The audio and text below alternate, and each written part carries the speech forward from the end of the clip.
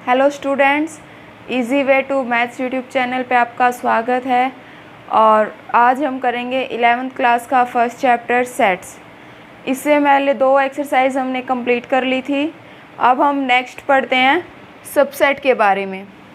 Subset यानी कि set क्या होता था कि भी कुछ एलिमेंट्स का वेल डिफाइंड कलेक्शन होता था, यही था। तो अब उसमें सबसेट क्या होगा? A set A is said to be subset, कि जो सेट ए है उसे हम सबसेट तब बोलेंगे if every element of B is also an element of B. यानी कि किसी भी सेट का सबसेट हो बी बनाने के लिए, और इसे डिनोट करते हैं ऐसे, A is a subset of B, ऐसे सी की तरह। ये ऐसे सिंबल होता है इसका, ये होता है A is subset of B. ये ऊपर डेफिनेशन लिखी हुई है, अब इसको एग्जांपल से समझते हैं था क्या। ए में है जो एलिमेंट्स हैं ए, बी और सी, ये 3 एलिमेंट्स हैं सेट ए में। अब मैं सेट बी लिख रही हूँ, ए, सी, डी, ई, बी, एच, जी। मैंने 2 सेट लिख दिए। सेट ए जिसमें 3 एलिमेंट्स हैं ए, बी और सी, ठीक है। सेट बी लिख दिया जिसमें ए, सी, डी, ई, बी, एच और जी, ये एलिमेंट्स हैं। यानी कि यहाँ पर 2 सेट हो गए हैं। अब यहाँ पर बोला गया है कि जो सेट ए है वो सबसेट होगा बी का, कब? इफ़, यहाँ पर कंडीशन है ना, कब होगा? जब एवरी एलिमेंट ऑफ ए, जब ए का हर element also an element of B, यानी कि जो ए का एलिमेंट है, ए के एलिमेंट सारे के सारे बी में होने चाहिए, तब वो होगा उसका सबसेट।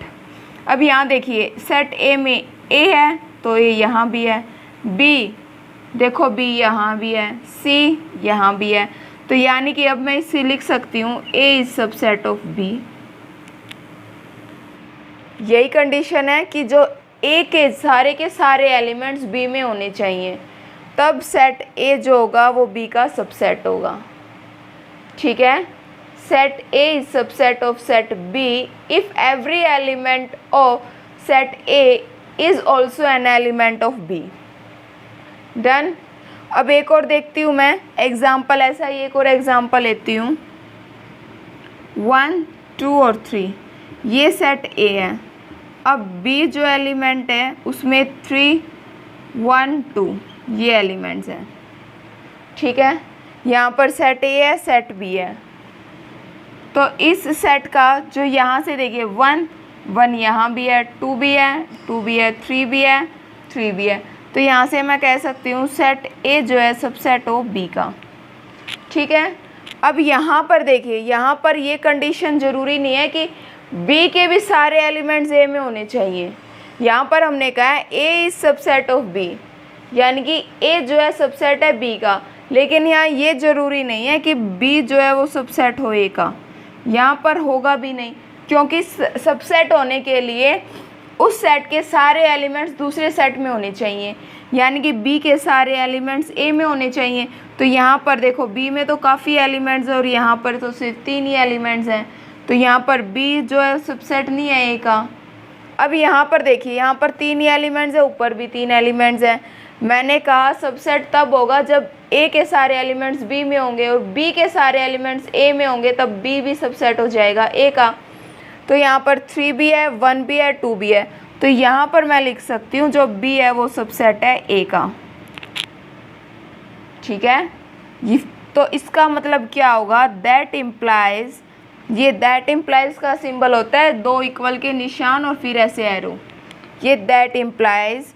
तो हम कह सकते हैं ए इक्वल्स टू सेट बी, यानी कि अगर ऐसा होगा तो दोनों सेट इक्वल होंगे। हमने इक्वल जो सेट थे उनकी डेफिनेशन पढ़ी थी कि जो एलिमेंट्स दोनों में सेम होने चाहिए और ऑर्डर मैटर नहीं करेगा। तो यहाँ पर ऑर्डर अलग है लेकिन एलिमेंट सेम है, तो वो इक्वल सेट हो गया हमारा। यानी कि यहाँ पर सेट ए सेट बी का सबसेट तभी होगा जब ए के सारे एलिमेंट्स बी में होंगे। डन। ये था दैट इम्प्लाइज का सिंबल, ध्यान रखना। अब यहाँ पर देखिए जो हमारे रैशनल नंबर्स होते हैं क्यू से डिनोट करते हैं। तो जो क्यू में रैशनल नंबर्स कौन से होते हैं? जो p बाई क्यू की फॉर्म में होते हैं और सारे के सारे इंटीजर्स होते हैं, जो प्लस के भी हो, माइनस के भी और p बाई क्यू की फॉर्म में भी हो। और जो रियल नंबर्स होते हैं वो होते हैं हमारे सारे नंबर्स, जिसमें रैशनल्स भी आते हैं और इरेशनल्स भी आते हैं। इरेशनल नंबर्स वो होते हैं ना, जैसे √2, √3, पाई, जिनकी वैल्यूज़ हमें फाइंड आउट पॉइंटों में यानी कि चलती रहती हैं, यानी कि कोई प्रॉपर एक वैल्यू नहीं होती। तो ये इरेशनल नंबर्स होते हैं। रैशनल नंबर्स ये होते हैं। तो जो आर हैं, आर के अंदर सारे के सारे क्या होंगे क्योंकि रियल नंबर्स हैं। तो Q is a subset of R. ठीक है। अब यहाँ पर जो ये क्यू है, जो इंटीजर्स होते हैं, इंटीजर यानी पॉजिटिव नंबर, ज़ीरो और नेगेटिव नंबर्स, वो होते हैं सारे के सारे हमारे इंटीजर्स। तो इंटीजर्स यानी कि माइनस से -2, -1, 0, 1, 2 अप टू इन्फिनिटी तक। तो ये सारे के सारे इंटीजर्स क्यू में होंगे। तो जो इंटीजर का सेट होगा वो क्यू का सबसेट होगा, यानी कि Z is a subset of Q and Q is a subset of R। ये लिख सकते हैं ना हम। और जो ये नेचुरल नंबर्स होते हैं हमारे, एंड नेचुरल नंबर्स, ये कहाँ से स्टार्ट होते हैं? 1, 2, 3, 4 अप टू इन्फिनिटी तक। तो यानी कि जितने भी नेचुरल नंबर्स हैं वो सारे के सारे इंटीजर्स में होंगे। तो मैं यहाँ ये भी लिख सकती हूँ ना, नेचुरल जो सेट होता है वो सबसेट होता है इंटीजर्स का। डन।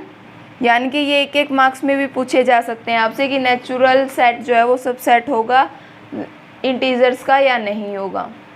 ठीक है। अब यहाँ पर हम पढ़ते हैं पावर सेट, प्रॉपर सबसेट पढ़ते हैं क्या होता है और एक सुपर सेट होता है क्या होता है। अगर मैं यहाँ लिखूँ ए जो है 1, 2 और 3 है, सेट है ए। और यहाँ पर बी जो है वो सेट है 1, 2, 3 और 4। तो यहाँ पर कंडीशन ये है कि जो A is a subset of B है, A जो है सबसेट है B का, लेकिन जो A है वो नॉट इक्वल्स टू B है। नॉट इक्वल्स टू है ना, क्योंकि यहाँ पर देखिए 4 एलिमेंट्स, यहाँ पर 4 है और यहाँ 4 नहीं है। तो जो A है वो नॉट इक्वल्स टू B है। तब हम कह सकते हैं क्या कि A जो है, A is proper subset of B। ठीक है। यानी कि A जो होगा वो प्रॉपर सबसेट होगा B का, और B is super set of set B। Done. यानी कि B जो है वो सुपर सेट होगा A का, यहाँ पर B, यहाँ A। देखिए A जो है प्रॉपर सबसेट होगा B का और B जो है सुपर सेट होगा A का। देखो A जो है सबसेट है B का, लेकिन दोनों इक्वल नहीं है। तब हम कह सकते हैं A जो है प्रॉपर सबसेट है B का और B सुपर सेट है A का। अब यहाँ पर एक आता है सिंगलटन सेट। तो यानी कि जिस भी सेट में सिर्फ एक ही एलिमेंट्स हो, जैसे यहाँ पर 1 है, तो जो A है वो सिंगलटन सेट है। डन। अब एग्जाम्पल करते हैं सबसेट का। एक जो सबसेट होता है उसमें एक चीज़ और ध्यान रखिएगा, जो सेट होता है वो खुद का भी सबसेट होता है। यानी कि जो A था वो खुद का ही सबसेट होगा A का भी। ठीक है। और जो फाई होता है वो हर सेट का सबसेट होता है। फाई जो होता है वो हर सेट का सबसेट होता है, यानी कि फाई में कोई एलिमेंट नहीं होता और वो हर सेट का सबसेट होगा। ठीक है। तो यहाँ पर A जो हमने पहले जो डेफिनेशन पढ़ी थी ये उसी में रह गया था कि जो सेट होता है वो हर सेट का सबसेट होता है और फाई भी हर सेट का सबसेट होगा। डन। अब हम पढ़ते हैं example number 9। Consider the set. यहाँ पर आपको सेट दिए हुए हैं, एक फाई एम्प्टी सेट, फिर A इक्वल्स टू 1 और 3, B इक्वल्स टू 159 और C इक्वल्स टू 13579। ठीक है, अब आपको यहाँ इंसर्ट सिंबल सबसेट का और not subset between each of the flowing pair of the set. ठीक है, यानी कि आपको यहाँ पर जो ये पेयर्स दिए हुए हैं इनमें यहाँ सिंबल्स लगाने हैं कि वो सेट है या नहीं है। तो सबसे पहले जो मैंने अभी बताया कि आपको जो 5 होता है वो हर सेट का सबसेट होता है। तो जो फर्स्ट में होता है ये निशान लगा सकते हैं हम सबसेट का, और यहाँ पर कंडीशन भी लिख सकते हैं कि इसके साथ में 5 is subset of every set. जो 5 होगा वो सबसेट होगा हर सेट का। डन। अब सेकंड देखते हैं, ए और बी का, ए जो है सबसेट होगा बी का। तो देखते हैं ए सेट, देखो 1 और 3, पर यहाँ पर 3 नहीं है, बी में 3 नहीं है, तो यहाँ पर ये सबसेट नहीं होगा। तो यहाँ जब कंडीशन देनी होगी तो हम यहाँ ये दे सकते हैं कि जो 3 है जो बिलोंग करता है ए से, that implies 3 not belongs to B. यानी कि जो 3 ए में है वो बी में नहीं है, तो इसका मतलब ये सबसेट नहीं होगा। तो अब यहाँ देखिए थर्ड में ए और सी बताना है, ए और सी। तो यहाँ पर 2 ही एलिमेंट्स हैं और ये दोनों एलिमेंट सी में होने चाहिए तभी ये सबसेट होगा। तो यहाँ सी में है ना 1B और 3B है, तो यानी कि ये सबसेट है। तो यहाँ पर कंडीशन यही दोगे कि जो 1 है और 3 है वो बिलोंग्स करते हैं ए से, and also 1 and 3 belongs to C. यही कंडीशन होगी। अब बी और सी का बताना है हमें लास्ट में। बी में 159 है, यानी तीनों एलिमेंट सी में भी होने चाहिए। 1B है, 5B है और 9B है। बाकी और एलिमेंट्स हमें नहीं पता। देखिए सिर्फ हमें यही 3 एलिमेंट्स चाहिए जो बी में है, हमें बाकी एलिमेंट्स का कुछ भी नहीं करना। यहाँ पर 3 एलिमेंट है, 3 एलिमेंट वहाँ है, इसका मतलब बी जो है वो सबसेट होगा सी का। और यहाँ भी यही कंडीशन होगी, जो 1 है, 5 है और 9 है वो बिलोंग्स करते हैं बी से, एंड ऑल्सो 1, 5 और जो 9 है वो बिलोंग्स करते हैं सी से। डन। जो 9th एग्जाम्पल था वो हो गया हमारा। नेक्स्ट करते हैं 10th एग्जाम्पल है, लेट ए जो सेट दे रखा है वो वोवल्स का सेट है, और जो बी है वो ABCD यानी कि 4 एलिमेंट्स है उसमें। A is a subset of B.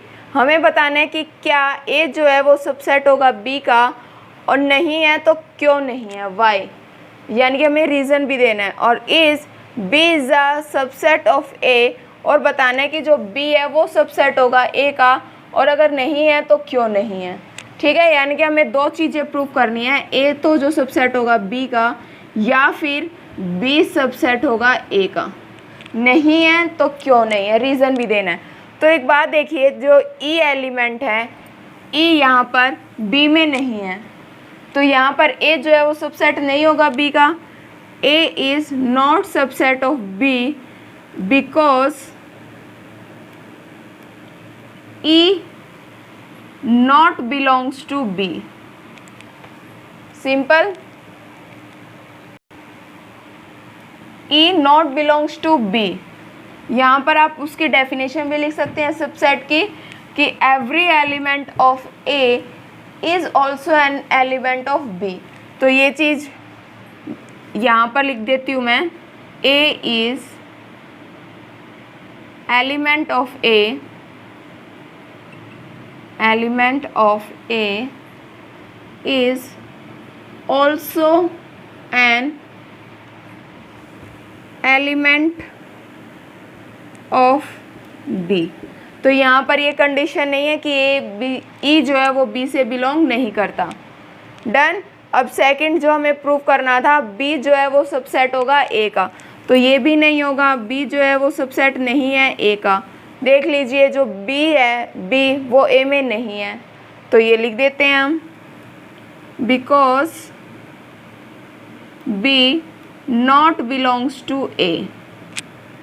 तो अब यहाँ पर वही रीज़न जो सेट की डेफिनेशन है, element of A is also N is not an element of B, is not an element of B। यानी कि यहाँ पर जो डेफिनेशन थी वो थी कि भी ए के सारे एलिमेंट बी में होने चाहिए, लेकिन यहाँ पर ई जो है वो बी से बिलोंग नहीं करता, तो element of A is not also an element of B. यहाँ से ऑल्सो कट कर देते हैं, नोट लिख देते हैं यहाँ पर, not an element of B. तो यहाँ पर भी यही हुआ, एलिमेंट ऑफ जो बी के एलिमेंट्स थे वो ए में नहीं है। यहाँ पर उल्टा था ना, जो बी है वो सबसेट होगा ए का, तो यहाँ पर उल्टा था कि बी जो है वो ए से बिलोंग नहीं करता, तो element of A is not an element of A. ठीक, अब यहाँ से देखते हैं 11th एग्जाम्पल। 11th एग्जाम्पल में A B C be the 3 set if A belongs to B. यहाँ पर 3 सेट दे रखे हैं और उसमें जो है जो ए जो सेट है वो पूरा का पूरा बी के अंदर है। यानी कि यहाँ पर ये नहीं कहा गया कि जो बी का एलिमेंट, जो ए का एलिमेंट है वो बी से बिलोंग करता है। यहाँ पर ये है कि भाई जो सेट है पूरा का पूरा ए सेट वो बी के अंदर है। तो यहाँ पर एंड जो बी जो है वो सबसेट होगा सी का। Is it true that A is subset of C. यानी ये कंडीशन दे रखी है 2 कि जो पूरा सेट है वो बी के अंदर होना चाहिए और बी जो है वो सी का सबसेट होना चाहिए, और जो ए है वो सी का सबसेट होगा या नहीं ये हमें बताना है। और अगर नहीं है तो गिव एन एग्जाम्पल, और हमें एग्जाम्पल से सोल्व करना है। तो यहाँ पर मैं एग्जाम्पल ले लेती हूँ। ए के अंदर ए जो है वो सिंगलटन सेट ले लेती हूँ ए, यानी कि ए के अंदर सिर्फ एक ही एलिमेंट है ए। तो यहाँ पर बोला गया है कि जो ए पूरा का पूरा सेट बी के अंदर है, तो यहाँ पर बी ऐसा ही सेट लेंगे ना जिसके अंदर ए हो, यानी कि ऐसे ए फिर बी और फिर सी। मैं यहाँ पर 3 एलिमेंट्स ले रही हूँ। यहाँ पर जो ए है, यहाँ पर कंडीशन दी हुई है कि जो ए बिलोंग कर रहा है वो पूरा का पूरा बी के अंदर है, तो यहाँ पर ये इसके अंदर आ गया। अब नेक्स्ट कंडीशन ये है कि जो सी बी जो है वो सी का सबसेट होना चाहिए, तो बी के सारे एलिमेंट सी में होने चाहिए। तो यहाँ से मैं जो सी सेट ले लूँगी वो पूरा का पूरा बी होगा, और फिर और एलिमेंट्स भी हो सकते हैं उसके अंदर, सी डी और ई, यानी कि ये हो गया हमारा सी सेट। तो अब यहाँ पर बताना है कि जो ए है वो सबसेट होगा बी का। तो यहाँ देखिए एलिमेंट्स होना चाहिए ना यहाँ पर सी के अंदर, यानी कि सबसे पहले जो है मैंने कहा था डेफिनेशन में भी कि जो एलिमेंट हो गए ए के वो सारे के सारे बी में होने चाहिए। तो यहाँ पर ए के एलिमेंट यानी कि ए जो है वो सी में होना चाहिए, पर यहाँ ऐसा नहीं है क्योंकि यहाँ पूरा का पूरा ए सेट है। यानी मैं लिख सकती हूँ इसमें ए जो है वो बिलोंग्स करता है ए से, लेकिन जो सी है वो बिलोंग नहीं करता ए के साथ। तो यहाँ पर ये इसका subset that implies A is not subset of B, sorry C के साथ बताना था, सी, ठीक है। यानी कि जो ए के अंदर एलिमेंट है ए, और यहाँ पर सी के अंदर ए एलिमेंट नहीं है, यहाँ ए जो है वो पूरा का पूरा सेट है। तो यहाँ पर हम ये नहीं लिख सकते कि भाई ए जो है वो सबसेट होगा सी का, ये हम नहीं लिख सकते ना सबसेट का, तो इसलिए नॉट सबसेट। डन, एग्जाम्पल हो चुके हैं। अब हम पढ़ते हैं कि इंटरवल क्या से, जैसे ए और बी जो अब हम इंटरवल लिखते हैं वो ओपन इंटरवल, क्लोज्ड इंटरवल, फिर पावर सेट और यूनिवर्सल सेट, ये पढ़ते हैं। Interval as a subset of R, R क्या होंगे, रियल नंबर्स। अब यहाँ पर जो ए और बी होंगे वो बिलोंग करेंगे आर के साथ, यानी रियल नंबर्स के अंदर होंगे। अब यहाँ पर जो एक एलिमेंट होगा वाई, जो कहाँ से कहाँ तक होगा, ए बिलोंग्स टू यहाँ पर greater than and less than B, यानी कि ये सेट, यानी कि जो इंटरवल होता है इसको हम कैसे लिखते हैं, ये जो इंटरवल है इसे कैसे लिखेंगे, इसका मतलब ये जो इंटरवल है ये ऐसे है ए बी, ये छोटी ब्रैकेट्स के अंदर, यानी कि ये दोनों ओपन है। अब एक ओपन इंटरवल और एक क्लोज्ड इंटरवल ये पढ़ते हैं। ओपन इंटरवल, ओपन इंटरवल ऐसे डिनोट करेंगे हम ए कोमा बी और छोटी ब्रैकेट्स के अंदर, और क्लोज्ड इंटरवल को कैसे डिनोट करेंगे फिर पढ़ते हैं ये होते क्या हैं। क्लोज्ड इंटरवल, क्लोज्ड इंटरवल को डिनोट करेंगे ऐसे, बीच की जो ब्रैकेट, ये बड़ी ब्रैकेट जो होती है हमारी ए बी, ये होता है क्लोज्ड इंटरवल। यहाँ पर जो ए और बी होगा वो यहाँ पर ए बी ऐसे होगा कि y जो है वो को कहाँ से कहाँ तक है, a, यानी कि a से तो बड़ा, इसमें a नहीं आएगा, a से बड़ा और b से छोटा। ठीक है, यहाँ पर a और b इंक्लूड नहीं होंगे y के अंदर, और यहाँ क्लोज्ड इंटरवल में y के अंदर a और b दोनों इंक्लूड होंगे। देखिए इक्वल का निशान लगाया मैंने यहाँ पे, यानी कि ए भी आएगा बी भी आएगा। एग्जाम्पल के साथ समझते हैं। यहाँ पर मैं कोई भी x ले रही हूँ और x कहाँ से कहाँ तक है, 11 से बड़ा है और 13 से छोटा है। ये मैंने एक सेट ले लिया, तो यहाँ पर जो 11 से बड़ा और 13 से छोटा, तो यहाँ पर एक ही नंबर होगा क्या, 12 नंबर। यहाँ जो x होगा वो नेचुरल नंबर से है, x बिलोंग्स टू n, यानी कि नेचुरल नंबर से। तो यहाँ पर जो y होगा वो 12 होगा, यानी कि एक ही एलिमेंट्स का सेट, और इसे क्या बोलते हैं, सिंगलटन सेट। सिंगलटन सेट, यानी कि यहाँ पर देखो ना तो 11 आया ना ही 13 आया, तो ये कौन सा इंटरवल है, ओपन इंटरवल है। अगर मैं इसी सेट को ऐसे लिख दूँ, x बिलोंग्स टू कहाँ से कहाँ तक, सॉरी यहाँ पर x आएगा, x इक्वल्स टू, और यहाँ पर भी इक्वल्स का निशान, यानी कि जो 11 के इक्वल और 11 से बड़ा, और यहाँ पर 13 के इक्वल और 13 से छोटा। तो यहाँ पर ये जो सेट बनेगा ये कैसा सेट बनेगा,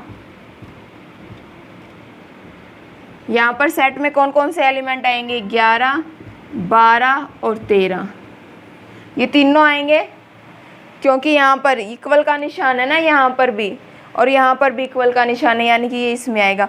तो ये इंटरवल कौन सा हुआ, क्लोज्ड,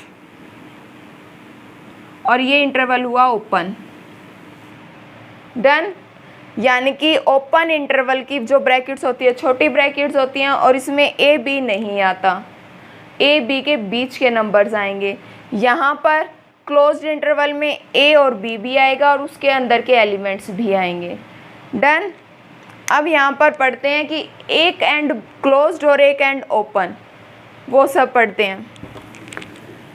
देखो एग्जाम्पल के साथ ही पढ़ेंगे। यहाँ पर मैं लिख रही हूँ ए और बी। ए को मैंने स्क्वायर ब्रैकेट्स के अंदर रखा है और बी को छोटी ब्रैकेट्स के अंदर रखा है। तो यहाँ पर इसका मतलब है कि ए तो है include, A is include and B जो है वो एक्सक्लूड है।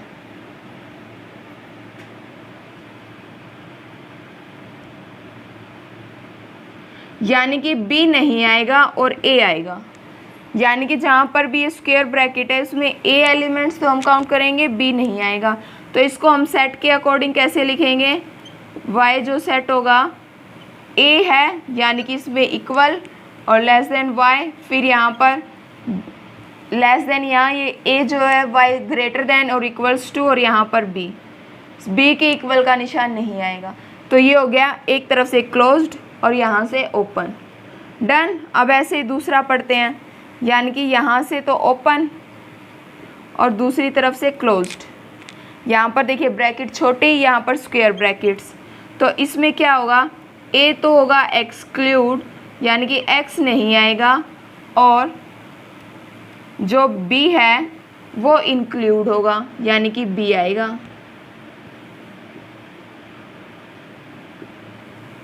इसको सेट की फॉर्मेशन में मैं ऐसे लिख सकती हूँ, Y such that A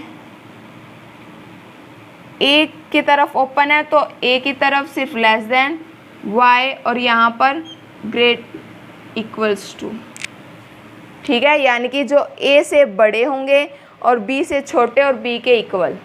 done. ये था हमारा इंटरवल का कि भाई यहाँ से एक तरफ से क्लोज्ड और एक तरफ से ओपन, यहाँ से ओपन और यहाँ से क्लोज्ड। यानी कि आपको ये याद रखना है, जो ये छोटी ब्रैकेट्स है इसका मतलब होता है कि वहाँ से ओपन है, ये ओपन इंटरवल है, और ओपन इंटरवल का मतलब ए और बी के बीच में जितने होंगे वो सब आएंगे, और इन ब्रैकेट्स का मतलब होता है ए भी आएगा, बी भी आएगा, और इन दोनों के बीच के भी आएंगे। ये होता है हमारा क्लोज्ड, और ये होगा हमारा ओपन। डन। अब पढ़ते हैं पावर सेट। इंटरवल से यही था, बस पावर सेट पढ़ते हैं। Power set the collection of all subset of A, यानी कि ए के जितने भी पॉसिबल सबसेट होंगे उन्हें हम पावर सेट बोलेंगे। पावर सेट को हम डिनोट करते हैं पी ए के साथ। ठीक है, पावर सेट। तो अब यहाँ पर मैं एग्जांपल ले लेती हूँ। एक एग्जांपल लिखा मैंने, ए जो सेट है उसमें दो ही एलिमेंट्स हैं, 1 2। ठीक है, दो एलिमेंट्स का मैंने सेट ले लिया यहाँ पर। अब पावर सेट लिखने हैं कि इसके पॉसिबली कितने सेट बन सकते हैं। तो यहाँ पर जैसे हमने पढ़ा था सबसेट के से डेफिनेशन में ही कि जो सेट होता है वो खुद का भी सबसेट होता है, और जो एम्प्टी सेट होता है फाई वो भी हर सेट का सबसेट होगा। तो यहाँ से एक तो हो गया फाई, यानी कि एम्प्टी सेट हर सेट का सबसेट होता है।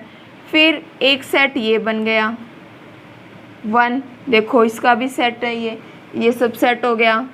फिर सेकंड 2b, और फिर ये जो सेट है ये भी तो सबसेट होता है खुद का, तो यहाँ पर 1 और 2, यानी कि यहाँ पर 4 आ गए हैं हमारे पावर सेट।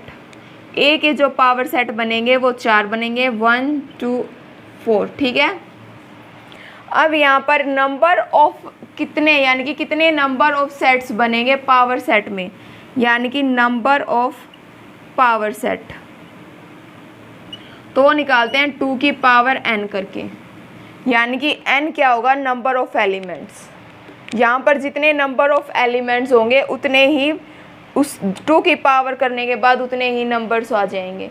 जैसे मैं यहाँ पर 2 एलिमेंट्स थे तो यहाँ पर मैं 2 की पावर 2 करूँगी तो 4 सेट आएंगे ना। तो यहाँ पर देखो 1 2 3 4 ही सेट आए हैं हमारे पास। नंबर ऑफ पावर सेट निकालने के लिए 2 की पावर n करनी है, और n क्या होगा हमारा, number of elements, number of elements. Done. ये था हमारा पावर सेट। पावर सेट हम ऐसे ही बना सकते हैं, यानी कि उसके कितने पॉसिबली सबसेट बनेंगे, जितने भी सबसेट होंगे वो सारे के सारे पावर सेट के अंदर आ जाएंगे, और इसको ऐसे ब्रैकेट्स के अंदर ही बंद करेंगे। ये हो गया हमारा पावर सेट। डन। अब है यूनिवर्सल सेट। यूनिवर्सल सेट की डेफिनेशन यही है कि जितने भी बड़े सेट होते हैं उसके अंदर छोटे सबसेट होते हैं। जैसे कि मैं कहूँ इंटीजर्स हैं, जो इंटीजर्स हैं, इंटीजर यूनिवर्सल सेट होगा किसका, नेचुरल नंबर्स का, यानी कि जितने भी नेचुरल नंबर्स हैं वो इंटीजर्स के अंदर हैं। तो यानी कि सबसे बड़ा सेट उसको हम बोलेंगे यूनिवर्सल सेट, जिसके अंदर सारे के सारे सेट आ जाएं, वो होता है हमारा यूनिवर्सल सेट। डन। अब जो एक्सरसाइज है वो नेक्स्ट वीडियो में करते हैं हम, और इसके जो पावर सेट के एग्जाम्पल होंगे, यूनिवर्सल सेट के एग्जाम्पल होंगे, वो एक्सरसाइज में आपके आ जाएंगे। अगर आपको वीडियो में कोई भी डाउट है तो उसे कमेंट बॉक्स में ज़रूर लिखें। वीडियो पसंद आए तो उसे लाइक भी कीजिए, दोस्तों के साथ शेयर भी कीजिए, और चैनल को सब्सक्राइब कीजिए, बेल आइकन को प्रेस कीजिए ताकि आगे आने वाली वीडियो का लिंक आपको मिलता रहे। Thank you students.